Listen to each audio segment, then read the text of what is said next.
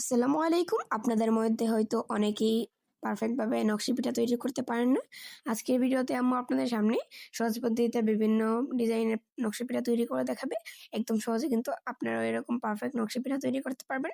তো নকশি পিঠা তৈরি করার জন্য আম্মু এখানের মধ্যে চালের গুঁড়া নিয়ে নিল, তারপর এখানে পরিমাণ মতো লবণ দিয়ে চালের গুঁড়াগুলোকে এরকমভাবে বল বানিয়ে সিদ্ধ হওয়ার জন্য দিয়ে দিল।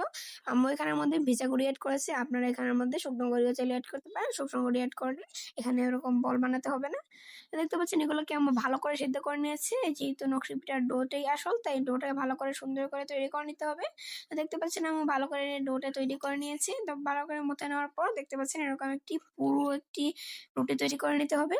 তো দেখতে পাচ্ছেন পুরো একটি রুটি তৈরি করে নিয়েছি। এখন আমি এখানের মধ্যে একটি চুরির সাহায্যে একটি সার্কেল তৈরি করে নিলাম। তারপর এখানে একটি বোতলের ছিপির মাধ্যমে আরো দুটি সার্কেল তৈরি করে নিলাম। তারপরে এখানের মধ্যে আমরা একটি টুথপিকের কাঠি নিয়ে এভাবে করে সুন্দর করে সাইডে ডিজাইন করে নিচ্ছি।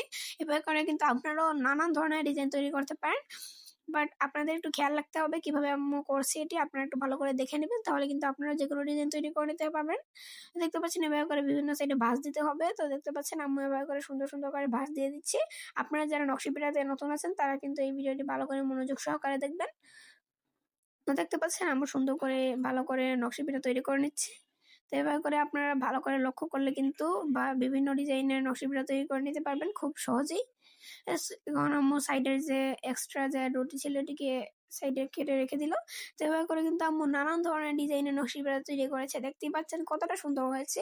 এরপর যে এগুলোকে ভাজার পালা, তো আম্মু প্যানে বেশ খানিকটা সয়াবিন তেল দিয়ে এখানের মধ্যে আম্মু নকশি পিঠাগুলোকে ছেড়ে দিয়েছে। তো একসাথে আম্মু অনেকগুলোকে ছেড়ে দেবে, তো আমি এখানে চারটার মতো দিয়েছি। এরপর যে দেখতে পাচ্ছেন এগুলো ভালো করে লাল লাল করে ভাজা হয়ে গেছে।